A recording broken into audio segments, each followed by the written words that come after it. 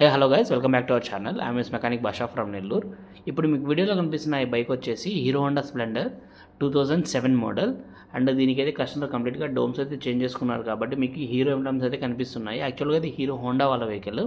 And దీని problem ఏంటంటే customer ఒక 3 to 4 years నుంచి బండి అయితే పక్కన పెట్టేశారు. సో ఇప్పుడు మళ్ళీ దాన్ని రిపేర్ చేసుకొని యూస్ చేసుకుందామని చెప్పి తీసుకొచ్చారు. సో మనం చెక్ చేస్తే కార్పొరేట్లో నుంచి మనకి పెట్రోల్ లీక్ అయిపోతూ ఉంది. సో దాన్ని ఓపెన్ చేసి దాన్ని మళ్ళీ ఫిక్స్ చేయడానికి ట్రై చేసాం కానీ అది కంప్లీట్గా పాడైపోయింది. సో దాన్ని అయితే మనం రిపేర్ చేసినా కానీ మళ్ళీ పెట్రోల్ అనేది లీక్ అయిపోవడము, బండిలో జర్క్స్ రావడము, ప్లగ్స్ అనేవి ఫెయిల్ అయిపోవడము, ఇలాంటి ప్రాబ్లమ్స్ అయితే కస్టమర్ ఫేస్ చేస్తారు. సో అందువల్ల దీనికి మనము కొత్త కార్పొరేటర్ వేసుకుందాం అని చెప్పేసి సజెషన్ అయితే ఇచ్చాం కస్టమర్కి. సో అదేవిధంగా దీనికి కార్పొరేటర్ వచ్చేసి మనము స్పాకో కంపెనీది వేసాము. సో స్పాకో కంపెనీ మనము ప్రిఫర్ చేయడానికి రీజన్ ఏంటంటే ఈ స్పాకో కంపెనీ కూడా like one of the oldest company. Corporators అనేవి దీనిలో వచ్చే సక్సెస్ రేషియో 95% ఉంటుంది. సో చాలా తక్కువగా ఫెయిల్ అయితే అవుతుంటాయి.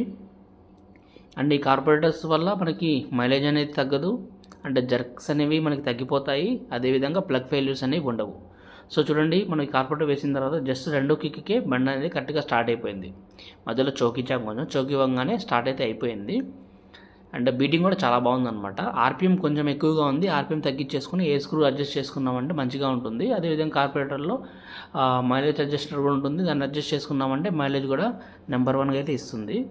సో దీనివల్ల మనకి ప్రాబ్లం ఏం లేదు. ఇంకా బండి ఇంజన్ విషయానికి వస్తే చాలా స్మూత్గా అయితే ఉంది. And sealed engine. ఇప్పటిదాకా దీన్ని అయితే ఇంజన్ అయితే ఓపెన్ చేసుకోలేదు. సో అక్కడ కానీ మీకు అర్థమైపోవాలి 2008 వెహికల్ ఎక్కడ, 2025 ఎక్కడ. సో ఇప్పటిదాకా ఇంజన్ చేసుకోవడం అంటే లైక్ హ్యాట్స్ ఆఫ్ అనే చెప్పుకోవాలి. సో ఇంజన్ కూడా అంత మంచి కండిషన్లో అయితే ఉంది. సో దీనికి ఆర్పిఎం కొంచెం ఎక్కువగా ఉంది. ఆర్పిఎం కొంచెం తగ్గించుకున్నామంటే సెట్ అయిపోతుంది దీనికి.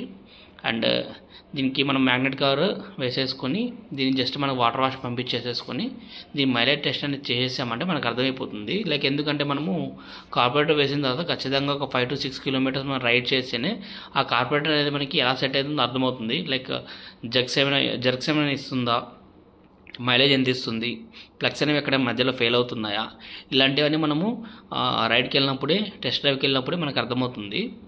సో ఇప్పుడైతే దీనికి మ్యాగ్నెట్ కవర్ అయితే సెట్ చేస్తున్నాము.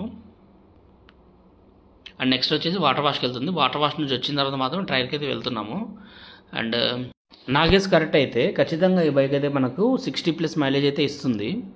ఖచ్చితంగా అయితే ఇవ్వాలి కూడా, ఎందుకంటే ఇంజన్ అలా ఉంది. మరి లైక్ హీరో హోండా వాళ్ళ ఇంజన్ అంటే తెలిసిందే కదా, మైలేజ్కి పెట్టింది పేరు అనమాట. సో దీని అయితే వాటర్ వాష్కి అయితే తీసుకెళ్ళిపోదాము. సో వాటర్ వాష్ దగ్గరికి అయితే తీసుకొచ్చేసాం దీన్ని మనము. సో వాటర్ వాష్ కంప్లీట్గా అయిపోయిన తర్వాత ట్రయల్కి అయితే వెళ్దాము.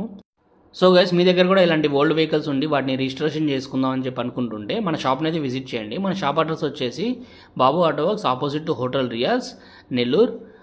నా కాంటాక్ట్ నెంబర్ అయితే డిస్క్రిప్షన్లో అయితే ఇచ్చాను, కాంటాక్ట్ అయితే చేయండి. మన ఛానల్ని సబ్స్క్రైబ్ అయితే చేసుకోండి. Thank you for watching my video. Signing off.